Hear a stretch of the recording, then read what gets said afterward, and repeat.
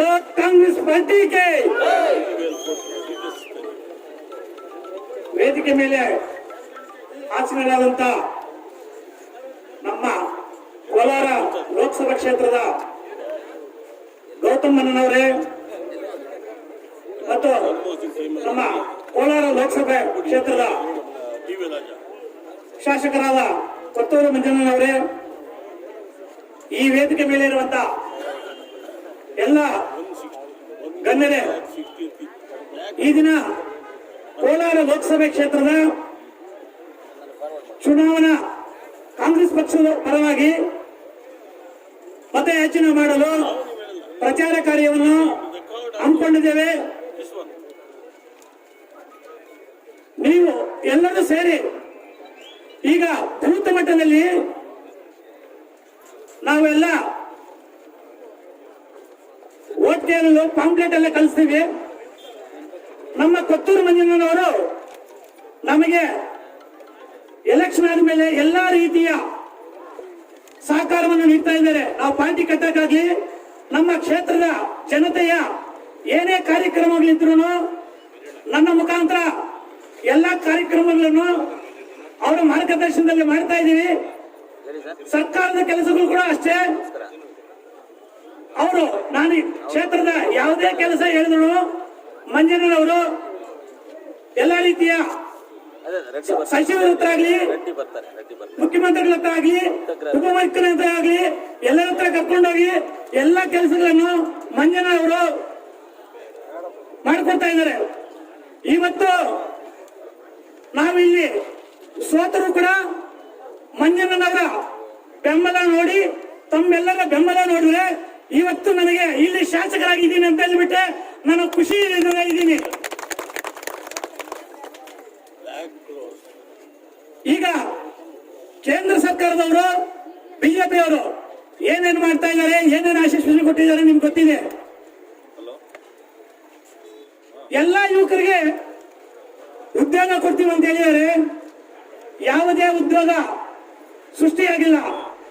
ಈ ದಿನ 62 ಲಕ್ಷ ಉದ್ಯೋಗಗಳು ಖಾಲಿ ಇದೆ.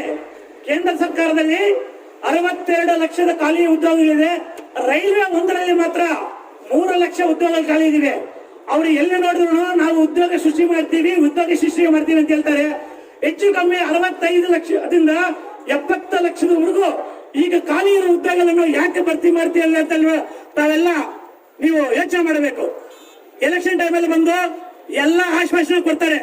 10 ವರ್ಷಗಳಿಂದ ಅಭಿವೃದ್ಧಿ ಕೆಲಸ ಮಾಡದೇ ಇರುವಂತದ್ದು ಈಗ ಈ 5 ವರ್ಷ ನಮ್ಮನ್ನ ಗೆಲ್ಲಿಸಿ ನಾವು ಅಭಿವೃದ್ಧಿ ಮಾಡ್ತೀವಿ ಅಂತ ಹೇಳ್ತಾ ಇದ್ದಾರೆ. 10 ವರ್ಷಗಳಿಂದ ಏನ್ ಮಾಡ್ತಾ ಇದ್ದಾರೆ ಅಂತ ಹೇಳ್ಬಿಟ್ಟು ತಾವೆಲ್ಲ ಗಮನಿಸಬೇಕು. 10 ವರ್ಷದಲ್ಲಿ ಅಭಿವೃದ್ಧಿ ಮಾಡದೇ ಇರುವಂತದ್ದು ಈ 5 ವರ್ಷದಲ್ಲಿ ಮಾಡ್ತಾರಾ? ಮಾಡಕ್ಕಾಗುತ್ತಾ? ತಾವೆಲ್ಲರೂ ನೀವೇ ಆಲೋಚನೆ ಮಾಡಬೇಕು. ನಮ್ಮ ಮುಳಬಾಗಲದಲ್ಲಿ ಕಾಂಗ್ರೆಸ್ ಪಕ್ಷ ಬಲಿಷ್ಠವಾಗಿದೆ. ನಮ್ಮ ಆಂಧ್ರ ಪ್ರದೇಶದ ಗಡಿಭಾಗದಲ್ಲಿದೆ. ನಮ್ಮ ಮುಳಬಾಗಿಲು ಕ್ಷೇತ್ರ ತುಂಬಾ ಬಡವರಿದ್ದಾರೆ. ಎಲ್ಲರಿಗೂ ನಿಮ್ಗೆ ಗೊತ್ತಿದೆ. 95%, 96% ಬಡವರಿದ್ದಾರೆ. ಮಿಕ್ಕಿದ್ದು ಮಧ್ಯಮ ವರ್ಗದವರಿದ್ದಾರೆ. ನಮ್ಮ ಗ್ಯಾರಂಟಿ ಯೋಜನೆಗಳು, 5 ಗ್ಯಾರಂಟಿ ಯೋಜನೆಗಳು ನಿಮ್ಗೆ ಯಾವ ರೀತಿ ಅನುಕೂಲ ಆಗ್ತಾ ಇದೆ ಅಂತ ಈಗಾಗಲೇ ನಿಮ್ಗೆ ಅರ್ಥ ಆಗಿದೆ. ಎಲ್ಲರ ಮನೆಗಳಿಗೂ ಗ್ಯಾರಂಟಿ ಯೋಜನೆಗಳು ಬಂದಿದೆ. ಈ ಗ್ಯಾರಂಟಿ ಯೋಜನೆ ಜೊತೆಗೆ ನಮಗೆ ಭಾರತೀಯ ರಾಷ್ಟ್ರೀಯ ಕಾಂಗ್ರೆಸ್ ಪಕ್ಷದಿಂದ ಇನ್ನು 5 ಗ್ಯಾರಂಟಿ ಯೋಜನೆಗಳನ್ನು ಘೋಷಣೆ ಮಾಡಿದ್ದಾರೆ. ಇದನ್ನು ನಿಮ್ಮ ಬೂತ್ ಮಟ್ಟದಲ್ಲಿ ನಾವು ಈ ರೀತಿ ಪಾಂಪ್ಲೆಟ್ ಕಳಿಸ್ತೀವಿ.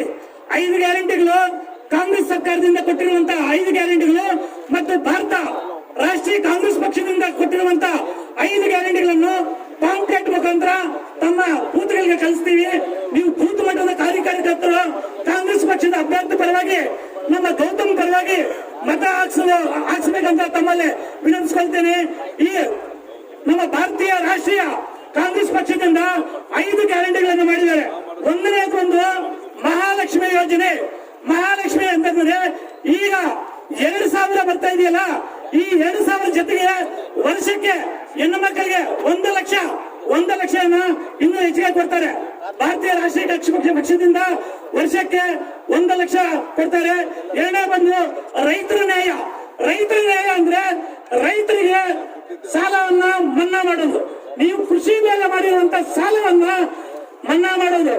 ಮೂರನೇದು ಬಂದು ಶ್ರಮಿಕ ನ್ಯಾಯ. ಶ್ರಮಿಕ ನ್ಯಾಯ ಅಂದ್ರೆ ಈಗ ನೀವು ಕೂಲಿ ಇದು ನರೇಗಾಗೆಲ್ಲ ಹೋಗ್ತಾ ಇದ್ರ, ಈ ನರೇಗಾಗೆಲ್ಲ ಹೋಗೋದು 400 ರೂಪಾಯಿ ದಿನಕ್ಕೆ, 400 ರೂಪಾಯಿ ಅಂದ್ರೆ ಕೊಡ್ತಾರೆ ಒಬ್ಬೊಬ್ಬರಿಗೆ 400 ರೂಪಾಯಿ. ನಾಲ್ಕನೇದು ಬಂದು ಯುವ ನ್ಯಾಯ. ಯುವ ನ್ಯಾಯ ಅಂತಂದ್ರೆ ಯುವಕರಿಗೆ ಈಗ ಉದ್ಯೋಗಗಳಿಗೆ ಡಿಗ್ರಿ ಮಾಡಿಕೊಂಡು ಮನೆಗಳೇ ಇರ್ತಾರೆ ಅಂತ ಅವರಿಗೆ ವರ್ಷಕ್ಕೆ 1 ಲಕ್ಷ ರೂಪಾಯಿಗಳಂತೆ ಕೊಡಕ್ಕೆ ಯೋಜನೆಯನ್ನು ಹಮ್ಮಿಕೊಂಡಿದ್ದಾರೆ. ಲಾಸ್ಟ್ ಅಲ್ಲಿ ಇಶಾದಾರಿ ನ್ಯಾಯ. ಇಶಾದಾರಿ ನ್ಯಾಯ ಅಂದ್ರೆ ಎಲ್ಲಾ ಕಮ್ಯುನಿಟಿಯವರು ಇರ್ತಾರೆ, ಎಲ್ಲಾ ಕಮ್ಯುನಿಟಿಯವರಿಗೆ ಅನುಕೂಲವಾಗುವಂತೆ ಯೋಜನೆಯನ್ನು ರೂಪಿಸುವುದು. ಈ ತರ ನಮ್ಮ ಭಾರತೀಯ ರಾಷ್ಟ್ರೀಯ ಕಕ್ಷ ಪಕ್ಷದಿಂದ ಕೂಡ ಎಲ್ಲ ಯೋಜನೆಗಳನ್ನು ಮಾಡಿಕೊಂಡಿದ್ದಾರೆ. ಅದರಿಂದ ದಯವಿಟ್ಟು ಬೂತ್ ಮಟ್ಟದಲ್ಲಿ ಎಲ್ಲಾ ಕಾರ್ಯಕರ್ತರು ಮನೆ ಮನೆಗೂ ಹೋಗಿ ನಮ್ಮ ಕಾಂಗ್ರೆಸ್ ಪಕ್ಷದ ಗೌತಮ್ ಪರವಾಗಿ ಓಟ್ ಕೇಳಿ ಗೆಲ್ಸ್ಕೊಳ್ಳೋಕೆ ತಮ್ಮಲ್ಲಿ ಸೌಹೃದವಾಗಿ ವಿನಂತಿಸ್ಕೊಳ್ತೀನಿ. ಜೈ ಹಿಂದ್, ಜೈ ಕಾಂಗ್ರೆಸ್, ಜೈ ಕರ್ನಾಟಕ.